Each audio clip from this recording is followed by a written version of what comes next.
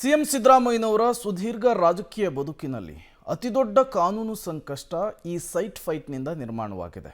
ಇದೇ ವಿಚಾರಕ್ಕೆ ಸಂಬಂಧಪಟ್ಟಂತೆ ಒಂದು ಕಡೆ ಕೋರ್ಟ್ನ ಕಟಕಟೆಯಲ್ಲಿ ಚದುರಂಗದ ಆಟವನ್ನು ಆಡ್ತಾ ಇದ್ರೆ, ಮತ್ತೊಂದು ಕಡೆ ಬೀದಿಗಿಳಿದು ಹೋರಾಟವನ್ನು ಕಾಂಗ್ರೆಸ್ನ ಕಾರ್ಯಕರ್ತರು ಮಾಡ್ತಾ ಇದ್ದಾರೆ. ಈ ಎಲ್ಲ ಬೆಳವಣಿಗೆಗಳ ನಡುವೆ ಸಿಎಂ ವಿರುದ್ಧ ದೂರು ಕೊಟ್ಟಿರುವಂತಹ ಸ್ನೇಹಮಯಿ ಕೃಷ್ಣ ಅವರು ಮತ್ತೊಂದು ಗಂಭೀರ ಆರೋಪವನ್ನು ಸಿಎಂ ವಿರುದ್ಧ ಮಾಡಿದ್ದಾರೆ.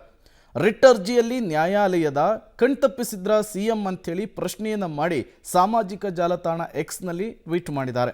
ಮಾನ್ಯ ಸಿದ್ದರಾಮಯ್ಯನವರು ರಾಜ್ಯದ ಜನತೆಗೆ ಸತ್ಯವನ್ನು ಮುಚ್ಚಿಟ್ಟಿದ್ದು ಸಾಲದು ಎಂಬಂತೆ ಮಾನ್ಯ ಉಚ್ಚ ನ್ಯಾಯಾಲಯಕ್ಕೂ ಕೂಡ ಸತ್ಯವನ್ನು ಮರೆಮಾಚ್ತಾ ಇರುವುದನ್ನು ಗಮನಿಸಿ ಅವರು ಸಲ್ಲಿಸಿರುವಂತಹ ರಿಟ್ ಅರ್ಜಿಯೊಂದಿಗೆ ಅವರ ಹೆಂಡತಿ ಶ್ರೀಮತಿ ಪಾರ್ವತಿಯವರ ಪತ್ರವನ್ನು ಕೂಡ ಸಲ್ಲಿಸಿದ್ದಾರೆ.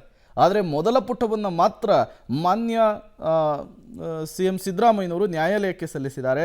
ಎರಡನೇ ಪುಟವನ್ನು ಸಲ್ಲಿಸಿಲ್ಲ. ಯಾಕೆಂದರೆ ಎರಡನೇ ಪುಟದಲ್ಲಿ ವೈಟ್ನರ್ ಹಾಕಿರೋದು ಮಾನ್ಯ ನ್ಯಾಯಾಲಯಕ್ಕೆ ಸತ್ಯವನ್ನು ಮರೆಮಾಚಿ ವಾದವನ್ನು ಮಂಡನೆ ಮಾಡಲಿಕ್ಕೆ ಘಟಾನುಘಟಿ ವಕೀಲರನ್ನು ಕರೆಸಿದ್ದಾರೆ ಅಂಥೇಳಿ ಉಲ್ಲೇಖಿಸಿ ಸಿಎಂ ಸಿದ್ದರಾಮಯ್ಯನವರ ವಿರುದ್ಧ ಮತ್ತೊಂದು ಆರೋಪವನ್ನು ಸ್ನೇಹಮಯಿ ಕೃಷ್ಣ ಅವರು ಮಾಡಿರುವಂಥದ್ದು.